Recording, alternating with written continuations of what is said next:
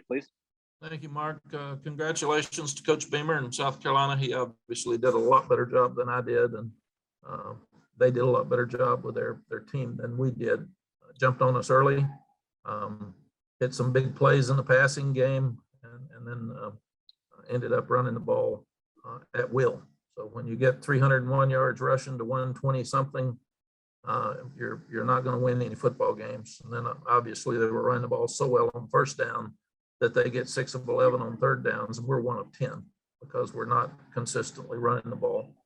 And then we have 2 field goals in the red zone where we had to score touchdowns. So again, give them congratulations.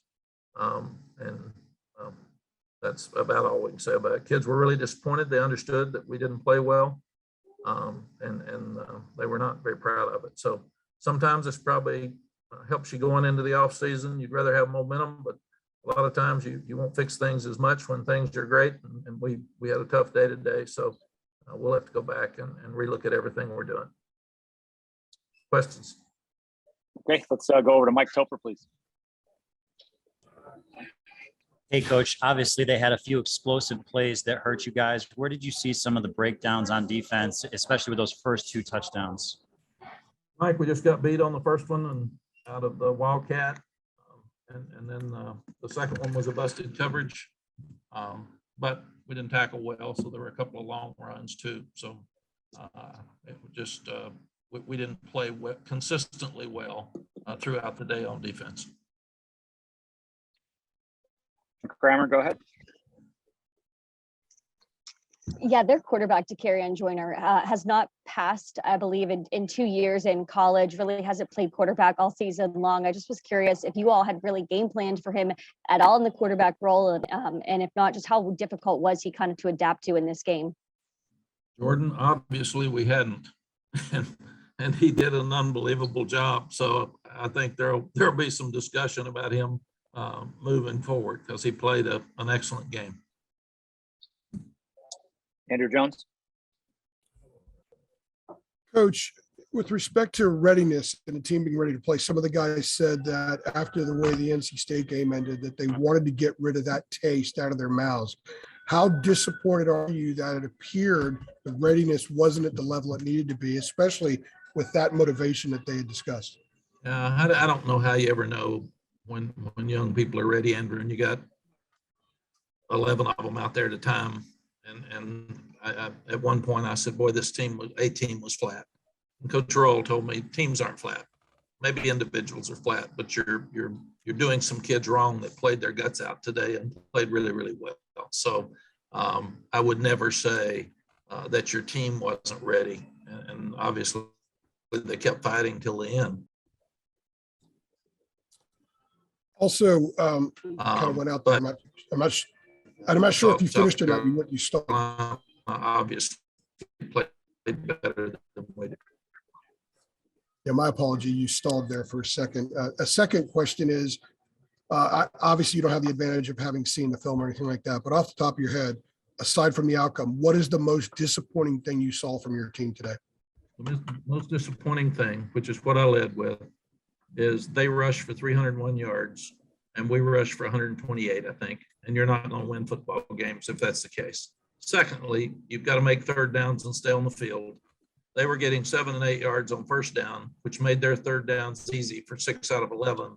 And we were 1 out of 10. So obviously we weren't. So we had one long run and we're very inconsistent with the rest of our running game. So when you can't do those 2 things, then you're going to lose the game. And that's 100%. I mean, that's football. It's when I was with ESPN, they told me, don't just say that because it seems too simple. It's facts. It's real. And they ran it and we didn't. And therefore they made third downs and stayed on the field and we didn't. I didn't see their time of possession was 39 to 21. So, I mean, I looked up, we were down 18-0. We'd run 11 offensive plays.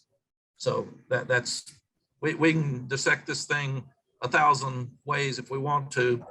They rushed it a lot better than we did, and therefore they stayed on the field a lot longer than we did, and they made first downs and we didn't. Thank you. CL Brown, go ahead. Mac, the slow start you guys got off to, what do you see? You know, this was the fourth game, I believe, this season where you guys have fallen behind by double digits. What can you do? I know we've talked about this before, but what have you tried to do to kind of jumpstart this team early so that you can run the ball more? I mean, you get behind like that, it's like it takes the running game out of the game plan. No, and so yeah, we talked about it all week. We talked about it this morning. Come on, guys, we got to get a quick start. We've got to get better. We practice every morning. This should be our time of the day to play. And then offensively, we move the ball right down the field, and then we have a bust in the offensive line with them, and we just turn an outside linebacker loose on a 3rd down and 4.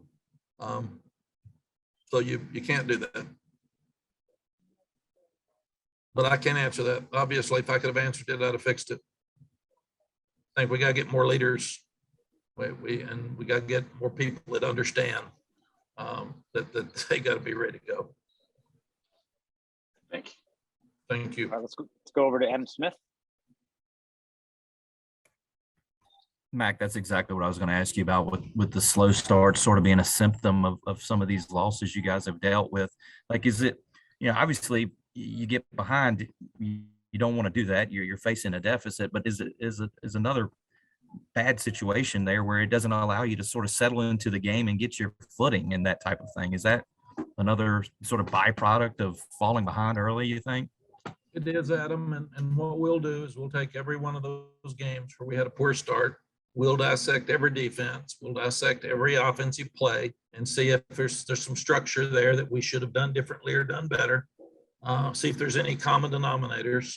But usually when we were at home or even in the early games, we didn't fall behind as much. And then you look at personnel and see, is somebody, keep putting somebody out there that's not playing well and not being productive. And if that's the case, then we've got to find something else for them to do. Either you're not doing what they do best, or they're not capable of doing it, and you should replace them. Thank you, Adam. All right, Patrick Welter, go ahead. Coach, you talked about changing the narrative this week, trying to get those 3 straight winning seasons and the close losses that this team was so close to maybe having a different story. So what's that story now that you have a disappointing end? The story, Patrick, is that we're in the middle of the league where we thought we aren't. We didn't play well today. We've played pretty well every game. We've played hard after the early games. This one was more like one of those early ones.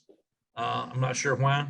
I've got to take some time to figure it out. I'm so disappointed that, as I've said, I usually don't do very well after these games because I've got to sit and look at the game and watch it over and over and try to figure out, is there something in there that we can fix immediately? What's going to take longer? I know we've got to be more physical in both lines of scrimmage. Like I said, we talked about that. We had live work for the last 2 weeks. I thought that was better, and it wasn't. This will be better for our program probably than if we had won 45-0. Everybody would have been happy. We wouldn't have fixed as many things. Now there's a whole lot of things we got to fix. And I don't think we'll be rated next year in the top 8 in preseason. Greg Barnes, go ahead. Hey, Mac, this defense is probably going to end up kind of borderline top 100 in a lot of the national stats after returning 10 starters from last year's team. From your perspective, I mean, is this primarily a personnel issue that recruiting fixes, or is this something that Jay needs to kind of take a long look at it, trying to fix some of these things that keep coming up? I think both. When Gimmel came out before the end of the half and Power played the whole second half, that's tough to put a freshman in there that's played very little against an attack that's just running the ball. So there's a lot of great freshmen, sophomores out there that need to get older, and they'll play better next year. But we, as coaches, we've got to look at everything we're doing and seeing why. I mean, our game plan was 100% to stop the run today, and they rushed for 301 yards. So I mean, it is what it is. Thank you, Mac. Thank you. All right, last one for Coach will come from Gregory Hall. Mac, when that last possession there, obviously 50 seconds left and Drake May came out. Did you say anything to Sam about that and just kind of thanking him for choosing to play in this bowl game or anything like that? Yeah, Sam will make his decision and announce it when he's ready, if he's coming back or not. And I didn't want to put him in a position where it looked like I was making that decision for him or that I knew something, because I didn't think that was proper for him. But I did I brought him up in front of the team and talked about he's such a warrior. He's such a competitor. Most quarterbacks of his status that are first round draft choices would not have played. I'm sure a lot of people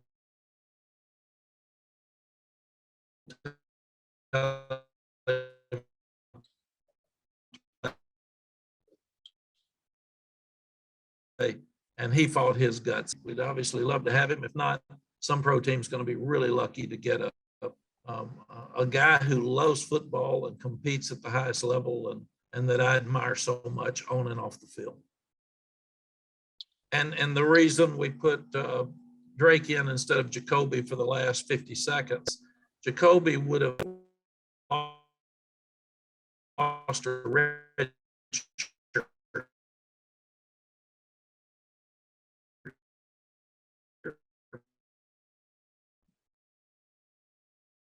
if he won in the game. Jeremy, it looks like they're frozen. No, there. All right, Coach, that's the last one we have for you. Thank you for your time today. Thank you.